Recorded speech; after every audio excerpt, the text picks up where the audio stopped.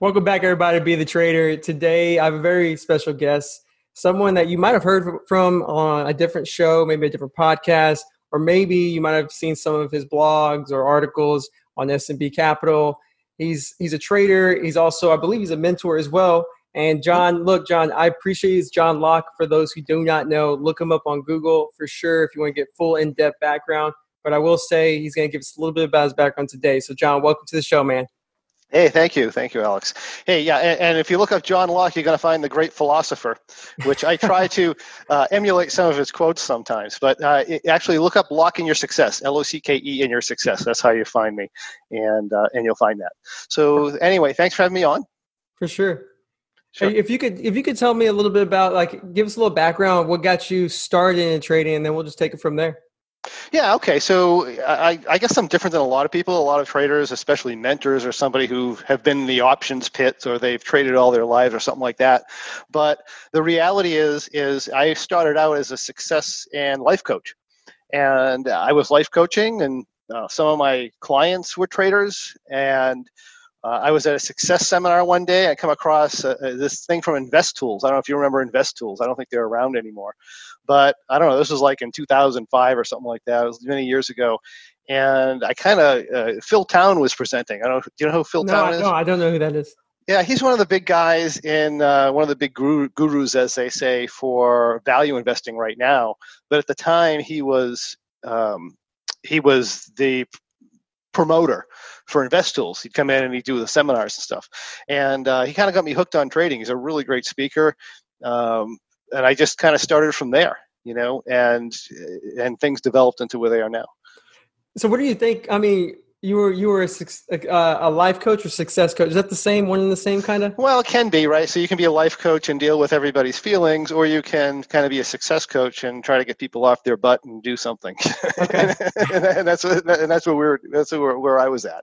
Gotcha. So when it came to starting from that perspective, because I hired my own life coaches and actually I still work with one. So sure. I know they're very valuable and they help out a ton in terms of just everything in life, not only just trading, but I feel like it spills everywhere. And I think when you become a good trader, it kind of amplifies your entire life, not because of monetarily, but because of, the discipline, how you view things from a different perspective, from a long, taking some space away between the emotion. So I'm curious, when you started trading from that perspective of a success coach, what was that like at the beginning as a brand new trader? What were you thinking about first? Just curious. I fell in the same traps everybody else does at first, right? Hey, this trading thing's cool.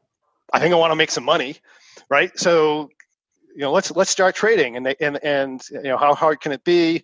They got this system where you got these 3 red arrows and 3 green arrows. You can just kind of follow along, and everything's going to be wonderful. And you find out pretty fast that their strategy, and it makes you wonder how they can advertise it that way, the way they advertise things sometimes. But you find out pretty soon that hey, you're going to be taking losses. A lot of these trades aren't going to work, and stuff like that. And what do we do when it stops working? Well, I'm going to go to the next thing. I think a lot of people tend to gravitate. They start with maybe swing trading or buying stocks or something, and then they gravitate towards shorter and shorter time frames in their trading, which actually it's harder to make money than the shorter time frames. The longer your time frame, the easier it really is. But they go into the more difficult type of trading, but they don't realize that, right? They see the opportunity there, or they think there's opportunity there, and they go into these shorter and shorter term time frames. And then it still doesn't work. So then they try something else, and then they try something else. And, I think for some people, all of a sudden, maybe they've learned enough or whatever, or they've just experienced a period of luck and they kind of get hooked on a certain type of trading and they just kind of run with it. And for me, it was what we call complex options trading, which is a little bit different or quite a bit different than what you guys probably do. I think your guys do a lot of short-term directional stuff, right? Yeah, it's more of intraday, and that's pretty much it. Yeah, and I do performance stuff for people who do intraday trading, but my main audience is what we call income traders. So we put on a strategy. It doesn't really matter if the market goes up, down, or sideways, as long as it's range bound. And it's kind of like a game of chess.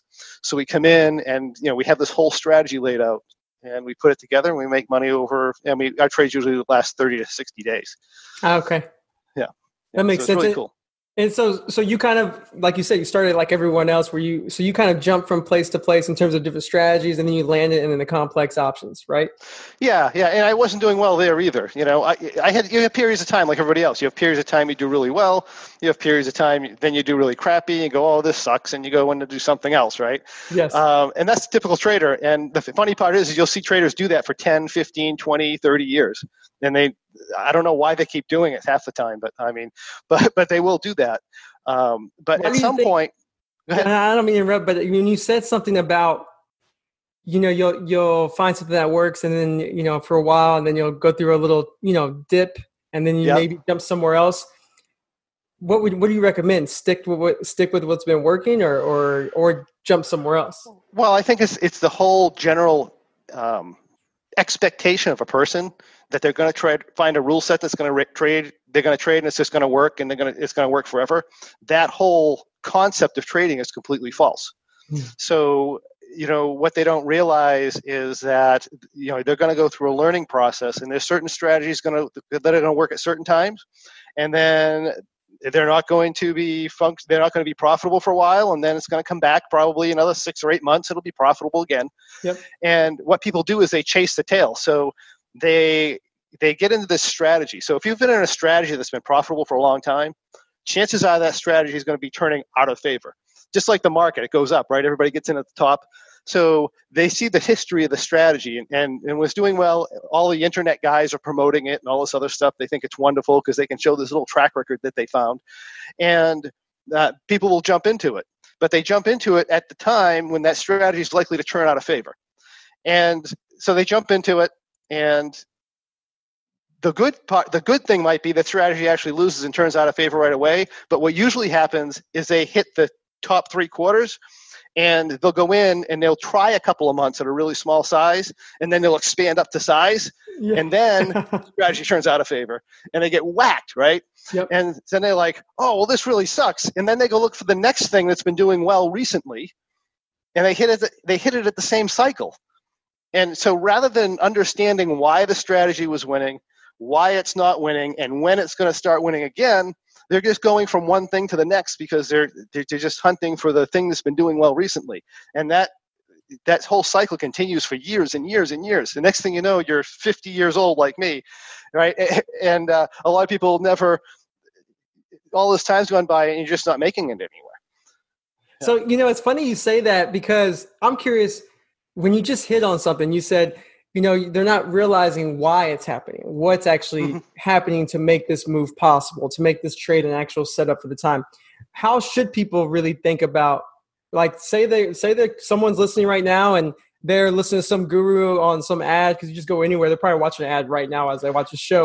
And it's probably going to be someone saying, learn this strategy, which I think is so cheesy. And at the end of the day, what if they jump in? Like, what should they be thinking if they do jump in? How should they analyze something to make sure that they can learn from it rather than depend on it? Does that make sense? Yeah. Well, first of all, it's not a magic black box, right? There's a reason that the strategy is working.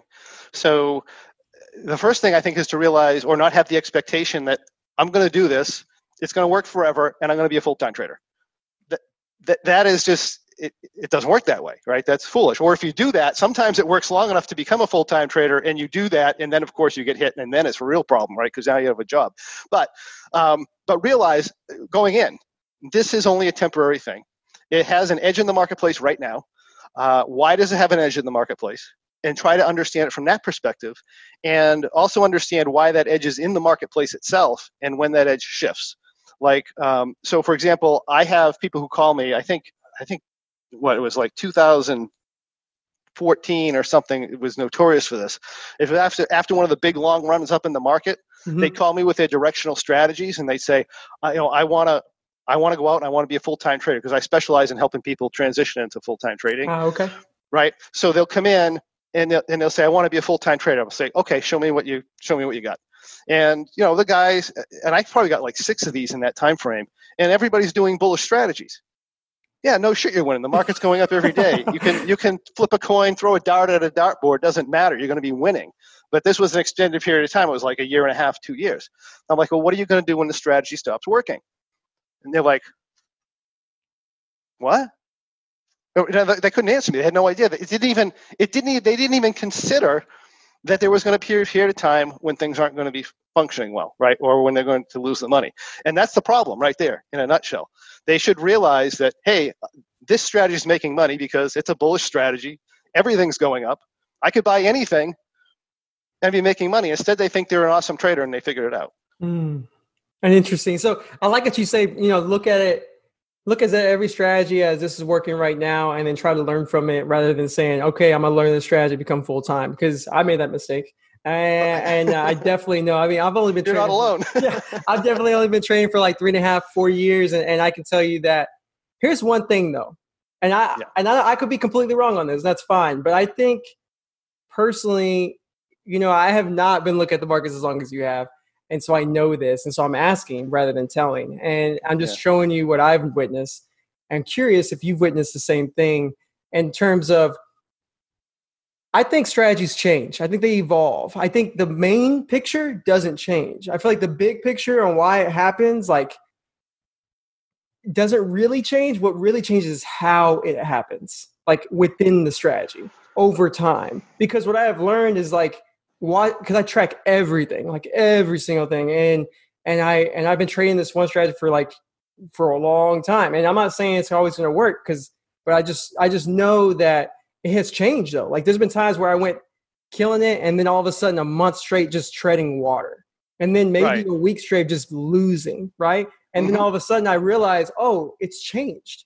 Let me adjust how I trade it. What's your opinion on that? You're being adaptive, right? You're understanding this thing. So I have this concept. Your trading rules are going to fail you. The concepts are always the same. So if you can focus on the concepts of why the strategy wins and what it is in the marketplace that allows the strategy to win, that concept is always going to be the same. Now, you could go back test and you can form fit it, a rule set, so that it follows the concept. Okay. But eventually, something in the market's going to change where your trading concept will probably still work, but the rule set doesn't work anymore, which is what you're doing. You're saying, I have this concept of the thing that I'm doing, and these are the rules, and it's going fine, and now I get an extended period of time where it's not working. I still want to accomplish the same thing, but in order to do so, I'm going to have to modify my rule set to do it. But what you're not saying, just to make sure I'm clarifying, what you're not saying is don't not have rules. Right? Absolutely not. Okay. Absolutely not. And but the thing is, the rules don't have to know they're going to fail you. If you do the same thing all the time, regardless of the marketplace, yes, right. So, a lot of the strategies I'll do is I'll have a different set of rules for every trade I enter. Yeah, I do too. I understand what you mean there. Yeah. Right. So these are the conditions. Okay, these are my expectations. This is where I'm willing to lose. This is where I want to win. Let's put it on. The problem with traders, especially the traders that I deal with, is that they have this fear and they hide the losing scenario from themselves. Okay. So, in other words, a directional trader, if you put a trade on, you know that if the market goes up, if you're long, the market goes up, I'm going to win. The market goes down, I'm going to lose. Right? That's pretty straightforward. Our traders are the people who couldn't deal with that. So they come into this market neutral trading, and we have what we call a flat delta. You know what delta is? I don't. Okay, so when you buy one share of stock, right, and the price goes up $1 and you win $1, that's your delta. Your delta is 1. So every dollar it goes up, you're gonna lose. Okay. If you go short the stock, you have a -1 delta because because you go down. So we trade delta 0, which means the stock can move either way, and you don't lose any money. Over time, the position gains value. All right? I have no idea what that means. Right. Well, it's different. But the thing is, if you're delta 0, you can't see, and you make money with time. Yes. You can't see the losing scenario. How can I lose? Yeah, because when you explain that, I'm like, well, wait a minute. Yeah, so I can see what you're saying. How can I lose, right? So they're hiding it, but you can lose, believe me. I've lost, right? So you can do it, But what it does is it hides that losing scenario from the trader. And that way, for that reason, people like to come to our type of trading because they can't see the losing scenario, but it's still there, right? Because we win, I don't know how many percentage of trades you win from a how many aren't there? Usually directional traders are like 4 to 7 out of 10. Cool. Where we're going to be like 8, 9, 10 out of 10 for a lot of the times for long periods of time. Because it's a way strategy. Yeah, well, we have high probability too. So in other words, the price can go up and down and sideways or whatever. As long as it doesn't run too far too fast, we win. Mm-hmm. So we have a lot of environments or a lot of different situations we can do that. And plus we have these adjustment rules and stuff so that we're going to win a lot more. I'm going to win you take 10 trades or 100 trades. I'm going to win a lot more often than you. It doesn't mean you're not making more money than me, but I'm just going to win more often, right? But my point being, it hides the losing scenario from those traders. So then they think they can't lose. And that's a problem. Could be bad. That could be really bad. That's a problem, right? Yeah. Right. And I think we saw. I think 2018 we had that big hedge fund blow up that was doing the naked short options and stuff. And he convinced himself that he'd never lose. Right. And he hid the losing scenario from himself. Unfortunately, he had a lot of customers who were trusting him. But if I'm looking at that as a coach, and he came to me and he said, "Hey, look, I got this strategy, and I back tested it forever, and it always won. And now I've live traded it for 3 years, and I'm always won." I could look at that. You can look at that strategy. You can say, "Wait a minute, that's a blow up strategy. It just hasn't happened yet." Right? Just because you haven't experienced doesn't mean it's not. It doesn't mean anything. That's probably like the worst one, right? Like because you're not ready for it. Yeah, exactly, and that's exactly what he did, and I see that with my traders too. Well, I'll look at what they're doing. I said, "You're going to blow up," and they're like, "Well, but I've won for like 3 years, or whatever." I said, "I don't care. It doesn't matter." Speaking of that, what are some things that I love that you just point that out? I want to go down that hole real quick. When you said you're speaking to traders, and sometimes you'll pick up right away that you're like, you know what, if you keep doing this, maybe they're doing great, right? Maybe they're doing well. Oh, yeah. I talk to traders all the time where they're like, "Alex, I've been killing it." And I'm always like, "Dude, like you don't see it, but I definitely can see that you could really take a big loss with how you're trading right now."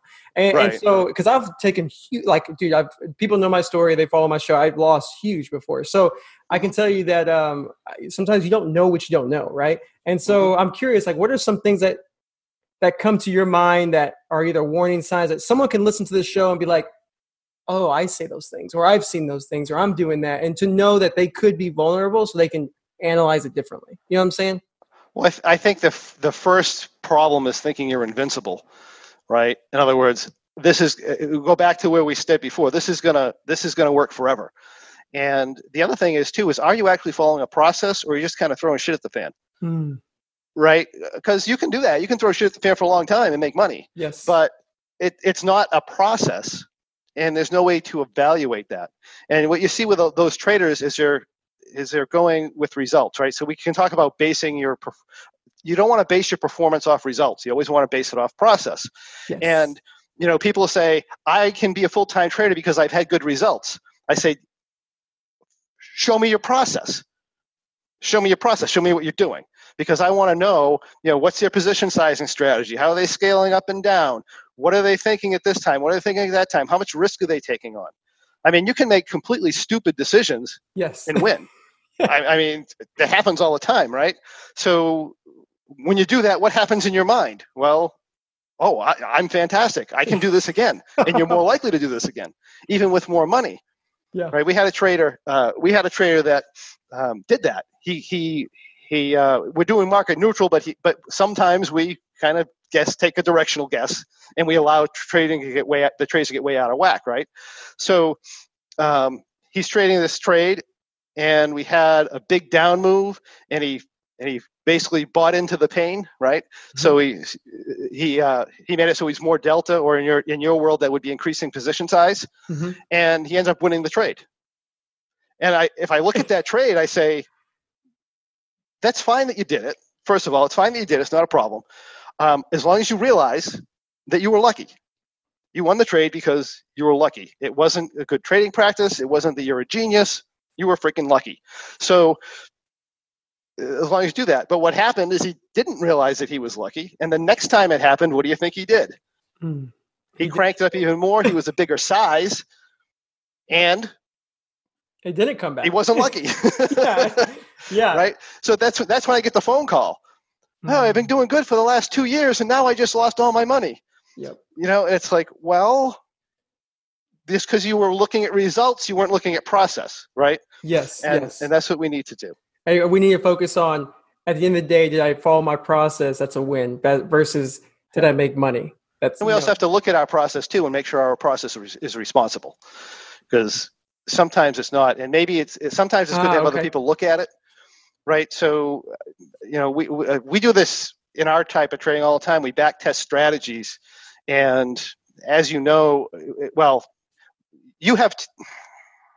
I don't want to downplay the decisions you have to make. You have very important decisions to make, but basically, if you do a trade, you have only a couple decisions to make. What am I going to get in? What am I going to get out? Right? Okay.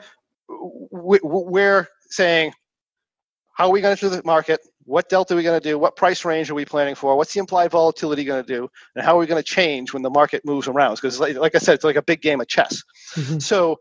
So we have a lot of different decisions to make. And we need to make sure that during each of those decisions, we're keeping our risk under control and so forth. But anyway, the people will back test it, and they'll make all the right decisions at the right time. Of course. Right? So let me put it this way. You have a trading strategy that has let's call it an 80% win rate. I win 8 out of 10 trades I go in on average. Right? If you back test something like that, the reality is that strategy had probably 40% solid winners, where every strategy has gray areas. Do I get in exactly here? Do I get exactly there? You always have those gray areas, right? Yes. But you have probably 40% of the trades in our type of trade, because we're high probability, that are going to win no matter what decision you make at that gray area. And then you have 20% of trades that are just going to fail no matter what decision you make in the gray areas. And then you have these wide range of 40% that can go either way. Right? And when people back test, they always make the right decision at those times, because that's what they do, right? That's the human condition. You're trying to win. This is my objective. So when they do that, so then they have this strategy where they have a false sense of what it can produce. Or maybe it's realistic. It depends on how good you are. How good's your mindset? What are you focusing on? Are you focusing on probabilities? Are you focusing on results? The problem when you focus results is you don't learn, right? Because you can get a good result and a bad outcome, and you can you can have a good outcome and a bad process, and you can have a bad process and a good outcome. And if you're changing your trading style because you had got a bad outcome, and it was because you were following a good process, then you've taught yourself the opposite of what you need to do to be a good trader. This is why the more strategies and the more information a lot of traders take in, the worse they get. Oh, it's funny. It's funny. That's so funny, because it's like all this extra information. You don't know what to differentiate. Is this a process? Is this not? Because you can look at so many different ways to trade. At the end of the day, dude, like, I have buddies who trade the same ticker as me and did the exact opposite of me, and we both made money. You know what I'm saying? And it's like, but their process is always the same, and my process is always the same. And it's just like, it just shows there's so many ways to trade that you just need to find really your process, what works for you, what you're confident in, and stick with it, and not keep on adding new things over and over and over. That's just my opinion, but. Yeah. I mean, I get that question a lot too. Hey, I keep losing all the time. If I just do all the things the opposite, am I going to win? And the answer is no, because I can show you a trading strategy, and I can take a trading strategy, give it to 100 people. 20% of them are going to make money. 40% of them are going to break even, and it's like 20% or something is going to lose miserably. And I can take another strategy and do the same thing, and the same 20 people will make money. Yep. Right? It's all in the head and the decisions you're making at those gray areas. We're talking about, how does someone get, we have about 10 minutes left, so I want to see if we can dive into this. Sure. How do you feel about the gray area in terms of, so trading, when I first started, I used to always try to make it like it's black and white. and it's not. And, it was not for me. And I learned very hard it was not. So how does someone who thinks that, because I don't know if everyone thinks that way, but it's easier to think that way. Like if this happens, this happens. If this happens, this happens. Well, I think the gray area is where all the real success really is, right?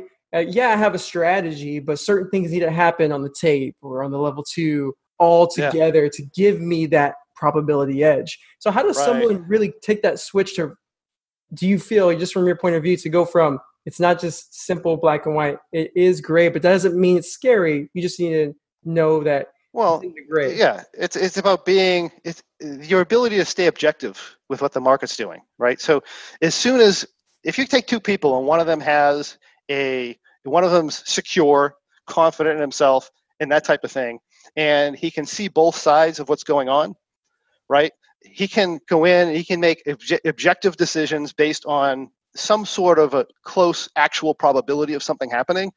If you take somebody who's like fearful of money, right, he's going to get into that trade, and the market's going to be going a certain way, and he's going to use that as proof to make up a story. In other words, if you're insecure, you want certainty. If I tell you the market could go either way, I don't know, that's not certainty.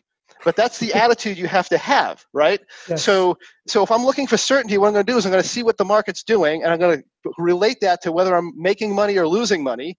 And then I'm going to look for certainty by figuring out a way that I know for absolutely sure where the market's going to go so that I can be certain. Mm-hmm. The problem is, if I'm sure where the market is going to go, that does not make for a good trading situation. It does not. Because we don't know where the market's going, right?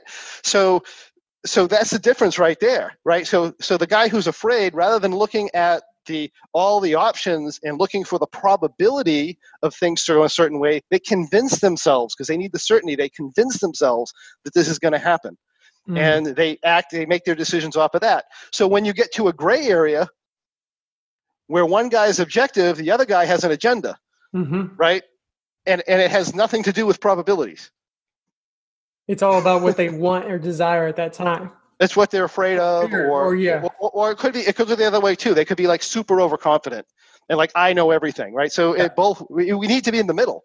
We need to be able to create a story for a reason why the market's going to go up, and we need to create an equally powerful story for why the market's going to go down, and then analyze the evidence and then decide which way the market's going to go. But when you're in the position or you're overly excited about entering a position, you can't be objective in that way, and probabilities get thrown out the window.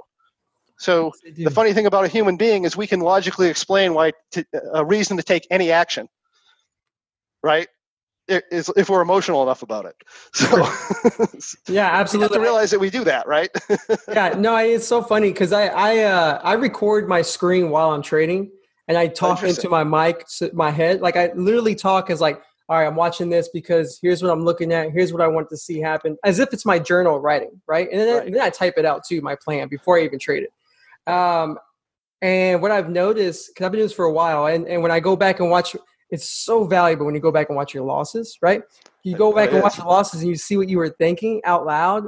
And there's some times where I was thinking something beautiful before I entered the trade, right? And then I entered the trade, and then I started to believe in the wrong. Boom. And then I rewatched that, and I was like, what was I doing? I was like, and then you have that coach perspective, right? Because now you're like looking back, you have no fear, you're not in the trade, you're watching yourself trade.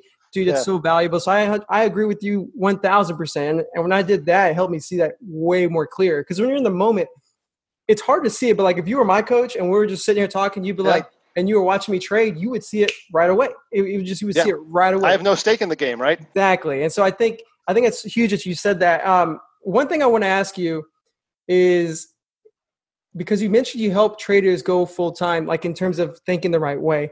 Can you hit on what you mean by that? Like when a trader comes to you, what are some things that they should be thinking about before they even take that leap? Like, what are some ideas? Well, first of all, is you need to realize that your income from trading is going to be variable, right? So this is one of the biggest challenges that I see, is that people will come in and they'll say, if I can just make $5,000 a month, I'll be perfectly fine. I'll say, okay, let's go down, we'll do a budget, and we're going to pretend that you make, and we'll give them some sort of a realistic profit and loss curve on their trading. And what we find out is even if they make what they think they're going to make, they can't make it. Right? Because they kind of, all they do is they go in their head and they say, oh, $5,000 a month is fine for me. I'll be okay. Right? And then you'll have this guy, he makes $200,000 a year. And it's like, okay, so first of all, your lifestyle is going from $200,000 a year to $60,000 a year. First of all, it's stop, right? That's true. Right? You have to really think about that. The other thing is that even if they get the $5,000 a year, if you take a look at their expenses and so forth, and the fact that you actually have to save money, and then if you have a drawdown in your account, you actually have to put money in your account, all at the same time while taking an income, right, having to pay your bills, those numbers, just simply those numbers, a lot of people, they think they'll work, but they don't. They don't even come close, right? So I've had people say, okay, well, show me the numbers from your back test. And the back test had, a somewhat realistic profit and loss curve to it. I say, okay, so here's the numbers from the back test. Let's pretend for the next 2 years, this is what you make. And let's go through the whole budget, what you're spending. You have to save money, you have to refund your account, and you run through the numbers don't work. Right? So that is huge. And the problem is if the numbers don't work, if you go out and do it, numbers aren't working. Now you start to freak out, right? Then you might trade worse. even if your trade worked, you're going to make it so it doesn't work because you're so stressed out about it, right? So you're not going to be trading well. And what happens when that happens? Well, then I start jumping to some strategy I don't know. Yes. Because it's been working well recently, and we get all back into the loop, and next thing you know, you're looking for a job again, right? Yes. So those are the types of things that I think that's one of the biggest things, and it really has nothing to do with a trade per se. Yeah. But it's just in order to trade well, you have to be able to come at the market at a neutral mindset. You have to be willing to take that loss. I'm like 100% willing, like not even phase you, right? And you're not going to do that if you're under financial pressure. So you need to make sure that you're not going to be under that financial pressure. It's funny. It's funny you say this. And before we wrap this up, I do want you to share with everyone how they can find you, where you can be located. But I do want to make a point real quick, and that is, the longer I've been doing this, I've been fortunate and blessed right now where I have a lot of freedom, right? And so, no, but I work a lot. Like I do multiple things. Sure. But what I realized is like trading can be an amazing additional source of income rather than a sole source of income, which is, I'm not saying, that'll be great if it can be, right? But at the same time, like some people just think I want to get rid of my job, maybe because they're not happy, and I was there, but you can find things that you can do multiple, I contract and I do contract stuff and I'm really flexible. And so now I can trade and have another source of income, and I have YouTube, everyone knows. So like, it's amazing how if you just change your perspective and then you won't rush, and then eventually you might be able to do it. But like, if you rush into it, it's not going to work. Well, here's one thing from a psychological standpoint that we always have to consider. Whenever you make a decision because you're running away from something, chances are it's a bad decision. So if you're running away from your job, if you're running away from what you feel is captivity from having to work or whatever, it's almost always a bad decision. So, and I also like what you said too about multiple streams of income. I trade on a trading desk. I trade my personal money. But I also have this business, right? I also sell programs. So realistically, and I own real estate, by the way, right? So I have rental real estate, so I have a rental income. So realistically, any one of those sources of income could completely blow up and go away. It sucks. Yeah. Who cares, right? You won't be the guy who has one source. I won't, no. And you find that most millionaires or people who are secure will have multiple sources of income. And it only makes sense, right? But if you're running away from a job and you, it's a bad scenario. I like that you said that, because when you said you're running away, if you're making a decision based off of like trying to get away from something, it really made me think about when I learned from my life coaches more so like if you're in a state of fear or if you're in a negative state or a really high state, you're only going to make decisions based off that state. You're not going to be at a neutral, like relaxed, level-headed decision. And you're going to create evidence to prove that wherever you are really sucks and wherever you're going is like nirvana, right? Yeah, it's so true. Well, John, look, man, it's been so fun. Could you share with everyone, where they can find you, whether it's social media or website, and then we can wrap this up, my man? That sounds awesome. Yeah. So I am at John Locke at lockeinyoursuccess.com. That's LOCKE inyoursuccess.com. We also have a website, thewinningtrade.com, and we have tradingperformancepodcast.com. So lots of YouTube videos, lots of free information, lots of free stuff. So come on over and get it. Awesome. Well, thank you so much, John. I really appreciate it. I've really enjoyed this conversation, my man. Had a good time, Alex. Thank you, man.